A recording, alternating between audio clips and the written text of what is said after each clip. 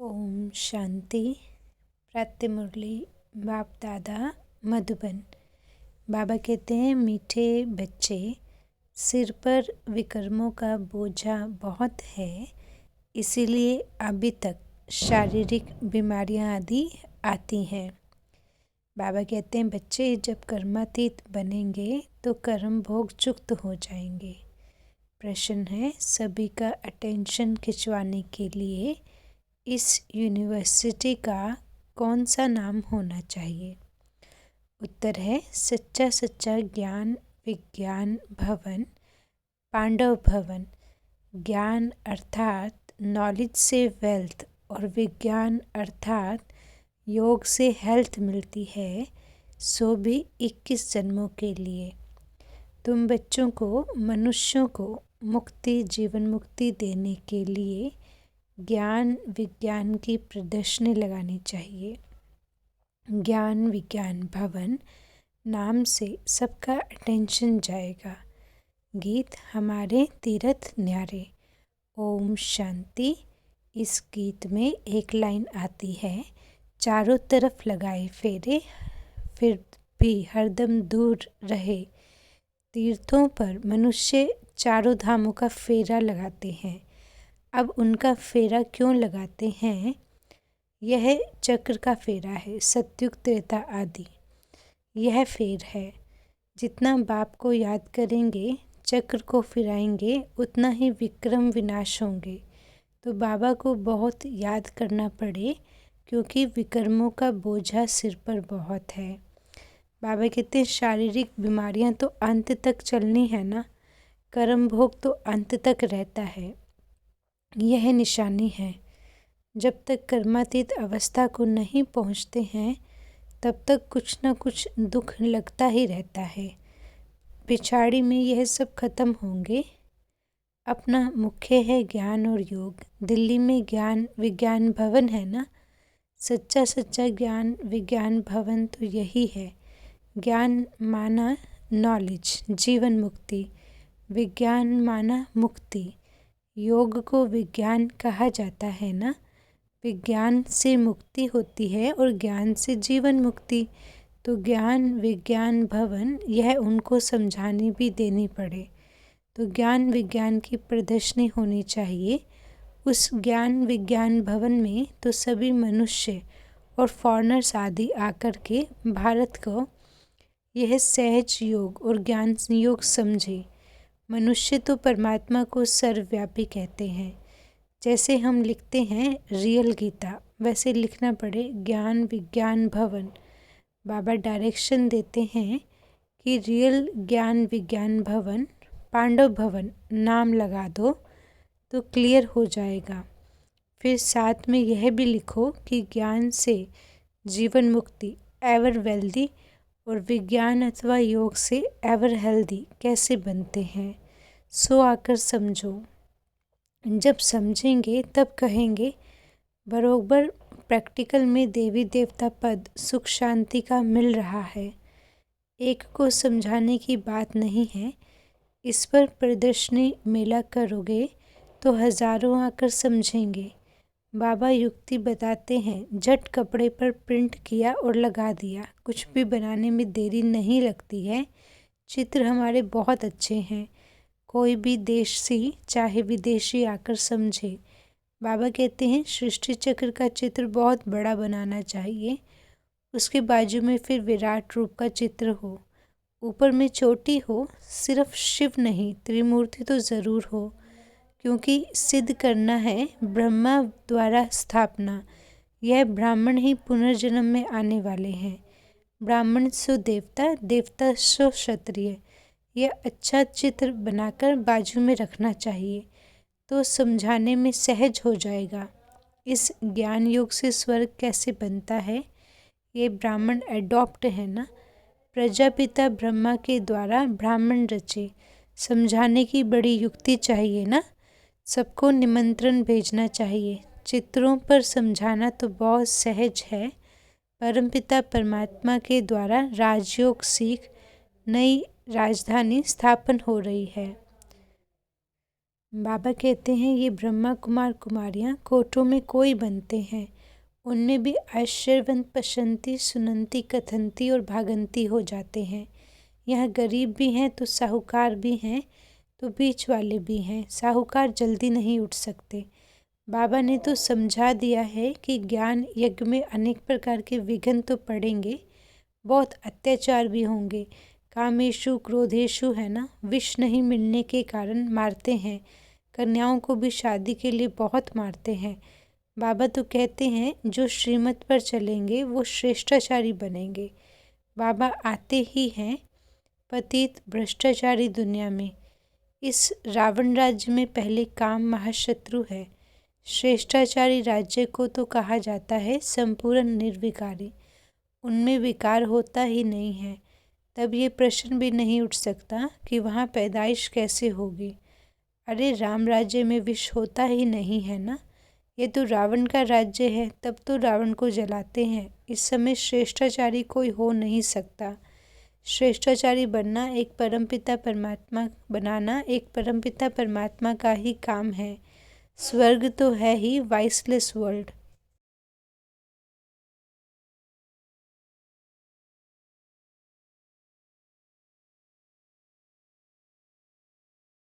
बाबा कहते हैं वहाँ विष होता ही नहीं है क्योंकि रावण का राज्य ही नहीं है।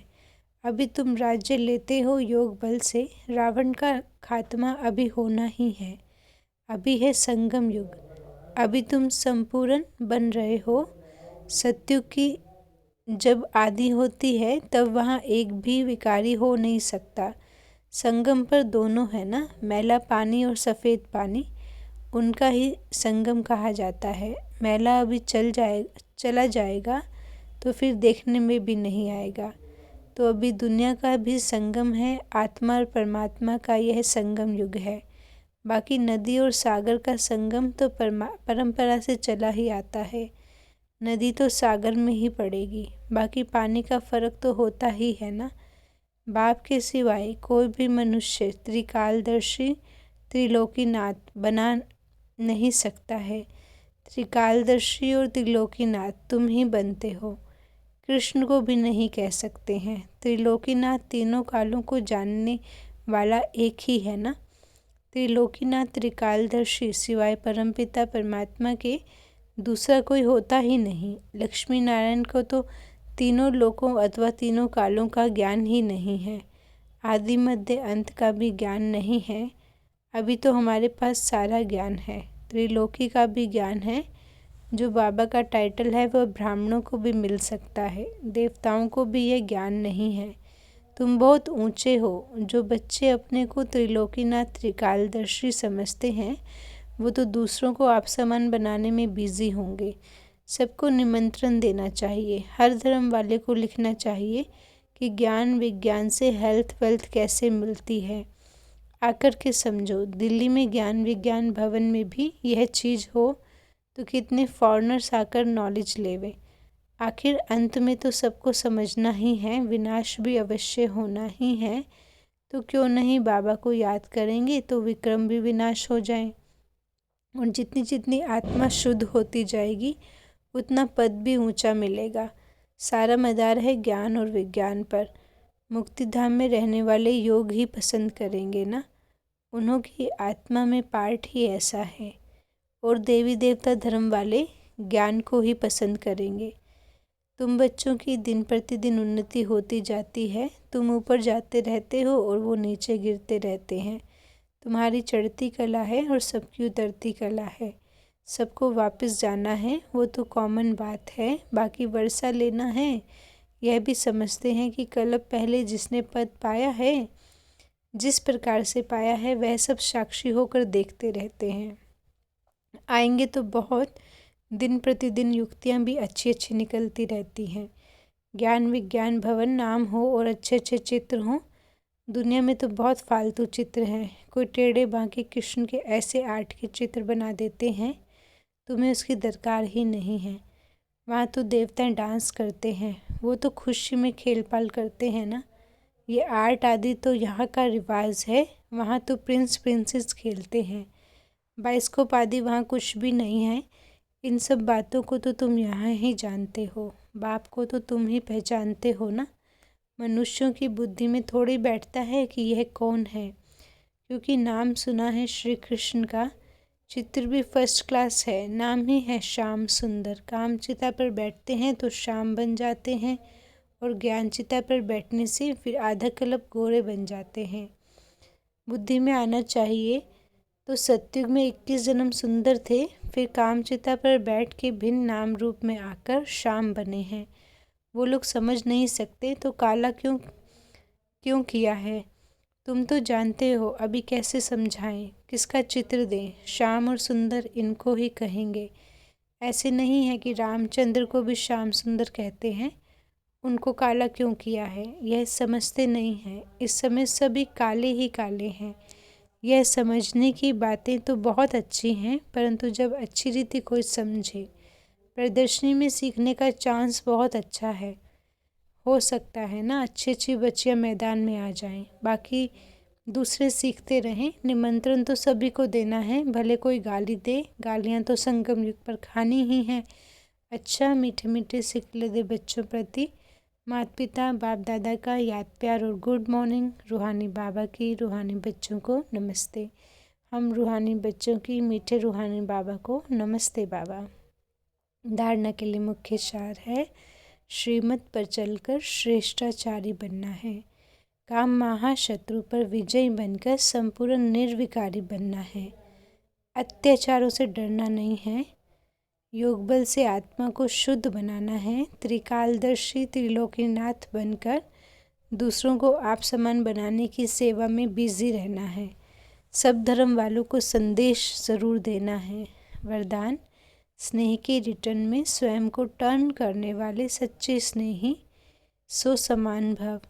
बाप का बच्चों से अति स्नेह है ना, इसलिए स्नेही की कमी देख नहीं सकते हैं। बाप बच्चों को अपने समान संपन्न और संपूर्ण देखना चाहते हैं। ऐसे आप बच्चे भी कहते हैं कि बाबा को हम स्नेह का रिटर्न क्यों दें।